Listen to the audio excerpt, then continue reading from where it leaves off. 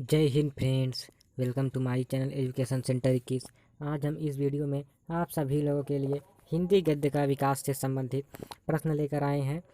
ये प्रश्न बहुत ही ज़्यादा इम्पॉर्टेंट है, तो चलिए हम अपने प्रश्नों को शुरू करते हैं। प्रश्न को शुरू करने से पहले हम आपको ये बता दे रहे हैं, अगर आप 9th में हैं या 10th में हैं, इसके अलावा आप 11th या 12th में भी हों तो भी आप इस वीडियो को देख सकते हैं, क्योंकि जो हिंदी गद्य का विकास से संबंधित प्रश्न आते हैं वो 9, 10th, 11th और 12th में लगभग समान रहते हैं। तो चलिए हम शुरू करते हैं, क्योंकि हम काफ़ी महत्वपूर्ण लाए हैं प्रश्न। इसमें हम 30 प्रश्न करेंगे, टोटल हम 30 प्रश्न करेंगे इस वीडियो में। तो देरी ना करते हुए चलिए हम शुरू करते हैं। पहला प्रश्न है कि आवारा मसीहा के रचनाकार हैं। आवारा मसीहा के रचनाकार कौन है? तो आवारा मसीहा की रचना है विष्णु प्रभाकर। हम अगले प्रश्न की तरफ बढ़ते हैं। इसके बाद है कि हजारी प्रसाद द्विवेदी की रचना। हजारी प्रसाद द्विवेदी की रचना हजारी प्रसाद द्विवेदी की रचना है अशोक के फूल। चलिए आगे बढ़ते हैं। इसके बाद तीसरा प्रश्न है कि कलम का सिपाही के रचनाकार हैं। तो कलम के सिपाही के रचनाकार हैं अमृत राय। आपका आंसर डी वाला सही हो जाएगा। ये देखिए इतने इम्पोर्टेंट प्रश्न है। मैं तो आप लोगों से कहता हूँ कि आप लोग इसे नोट कर लीजिए, और अगर एक दो बार पढ़ लीजिए फिर ये आपको हमेशा याद हो जाएगा। फिर इसके बाद आता है चौथा प्रश्न कि हरिऔध का पूरा नाम क्या है। तो हरिऔध का पूरा नाम है अयोध्या सिंह उपाध्याय हरिऔध। तो हम अगले प्रश्न की तरफ बढ़ते हैं। अगला प्रश्न पांचवा है कि हजारी प्रसाद द्विवेदी का जन्म काल है। तो हजारी प्रसाद द्विवेदी का जो जन्म काल है वह 1907 ईस्वी, पहला वाला सही है। छठवां प्रश्न है कि कामायनी की रचना विधा क्या है, यानी कामायनी कौन सी विधा की रचना है। तो कामायनी जो है महाकाव्य विधा की रचना है। उसके बाद सातवां प्रश्न है कि भारतेंदु युग की काल अवधि है, यानी भारतेंदु युग कब से कब तक शुरू हुआ था। तो भारतेंदु युग 1868 ईस्वी से 1900 ईस्वी तक चला है। इसके बाद है कि राजा शिव प्रसाद सितारे हिंद की रचनाओं की भाषा शैली क्या है। तो राजा शिव प्रसाद सितारे हिंद की रचनाओं की भाषा शैली है उर्दू। क्या है? उर्दू है। नौवां वाला प्रश्न है कि द्विवेदी युग के लेखक हैं डॉक्टर श्याम सुंदर दास। डॉक्टर श्याम सुंदर दास आपका सही हो जाएगा। आगे बढ़ते हैं 10वें प्रश्न की तरफ।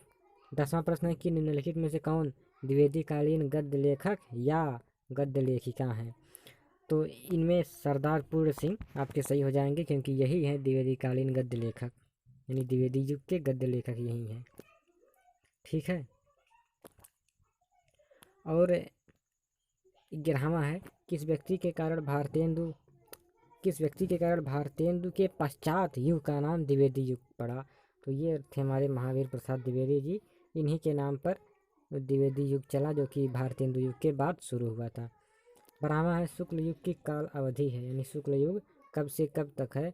तो शुक्ल युग 1919 से 1938 ईस्वी तक है। आगे बढ़ते हैं प्रश्नों में। तो अगला प्रश्न है कि शुक्ल युग के गद्यकार कौन है। शुक्ल युग के गद्यकार हैं बाबू गुलाब राय।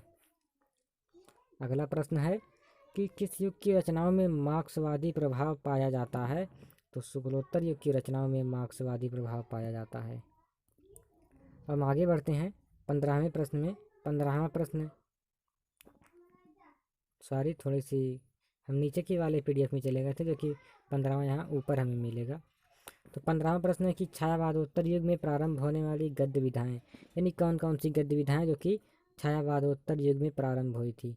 तो ये रिपोर्तार जो भेंट वार्ता है, जो कि छायावाद युग में प्रारंभ हुई थी। इसके बाद डॉक्टर हरिवंश राय बच्चन की रचना। डॉक्टर हरिवंश राय बच्चन की रचना क्या है। तो क्या भूलूं क्या याद करूं, डॉक्टर हरिवंश राय बच्चन की रचना है। अब आगे बढ़ते हैं हम। हमारा अगला प्रश्न है कि छायावादोत्तर युग के आंचलिक लेखक कौन है। छायावादोत्तर युग के आंचलिक लेखक हैं नागार्जुन। 18वां है यशपाल किस युग के लेखक हैं। तो यशपाल छायावादोत्तर युग के लेखक हैं, जो कि काफ़ी अच्छी कहानीकार माने जाते हैं। इसके बाद 19वां स्वतंत्रता के बाद के गद्य लेखक इनमें से कौन है। तो स्वतंत्रता के बाद के गद्य लेखक हैं वासुदेव शरण अग्रवाल। कौन है? वासुदेव शरण अग्रवाल। देखिए यहाँ पर गलती से आंसर बी लिख उठा है, लेकिन आप इस पर मत जाइएगा, आप सीधे वासुदेव शरण अग्रवाल को मानिएगा। थोड़ी मोड़ी मिस प्रिंटिंग हो जाती है। तो अज्ञेय का जन्म स्थान है। अज्ञेय का जन्म स्थान ना तो देवबंद है ना तो बलिया है। चलिए हम आगे देखते हैं। वैसे तो इनका जन्म स्थान जो कि जालंधर है। चलिए देखते हैं हम आगे क्या ऑप्शन दिया गया है। हाँ, आगे दिया गया करतारपुर, करतारपुर जो कि जालंधर ज़िले में पड़ता है। तो यही है करतारपुर जालंधर आंसर डी। तो हम 21वें प्रश्न की तरफ आ चुके हैं कि शुक्ल युग को अन्य किस नाम से जाना जाता है। तो शुक्ल युग को प्रसाद युग से के नाम से भी जाना जाता है। इसके बाद 22वां प्रश्न की चिंतामणि के रचनाकार हैं। चिंतामणि के रचनाकार हैं आचार्य रामचंद्र शुक्ल।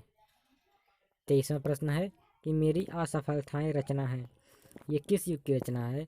तो ये शुक्ल युग की रचना है। किसकी रचना है। तो ये बाबू गुलाब राय की रचना है। यहाँ से याद रखिएगा कि ये बाबू गुलाब राय की रचना है मेरी असफलताएं। जयशंकर प्रसाद किस युग से संबंधित है। तो जयशंकर प्रसाद शुक्ल युग से संबंधित हैं। अब आगे बढ़ते हैं हम 25वें प्रश्न की तरफ। तो 25वां प्रश्न क्या है कि छंद, ताल, लय एवं तुकबंदी से मुक्त वाक्यबद्ध रचना को क्या कहते हैं। यहाँ पर देखिए कहा गया मुक्त, यानी कि इतने चीज उस रचना में ना हो, इतनी चीज़ों से वो रचना मुक्त हो। देखिए जिस रचना में छंद ना होगा, लय और ताल नहीं होंगे तो गद्य हो जाएगी। और अगर इन्हीं सबसे युक्त रचना कही जाएगी तो वो पद्य हो जाएगी। लेकिन यहाँ पर मुक्त कहा गया है तो वो रचना गद्य हो जाएगी। अब इसके बाद अगला है कि अगला 26वां होगा। तो 26वां इस साइड होगा। तो 26वां है कि प्राचीन ब्रजभाषा गद्य के लेखक हैं। प्राचीन ब्रजभाषा गद्य के लेखक हैं गोकुलनाथ, जो कि बहुत प्राचीन में ब्रजभाषा में गद्य रचना करते थे। ये देखिए इम्पॉर्टेंट बात है। 27वां की खड़ी बोली गद्य की सर्वप्रथम रचना है। ऐसी कौन सी रचना है जो कि खड़ी बोली में लिखी गई थी और सबसे पहले लिखी गई थी। तो ये हो गई गोरा बादल की कथा। इसके बाद 28वां है कि भारतेंदु युग से पूर्व हिंदी गद्य के लेखक हैं। तो भारतेंदु युग से पूर्व हिंदी गद्य के लेखक मुंशी सदा सुखलाल हैं। और द्विवेदी युग और छायावादी युग दोनों युगों में लेखन कार्य करने वाले लेखक हैं।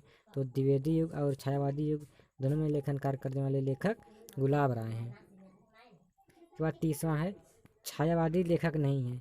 तो इन सब में प्रताप नारायण मिश्र छायावादी लेखक नहीं है।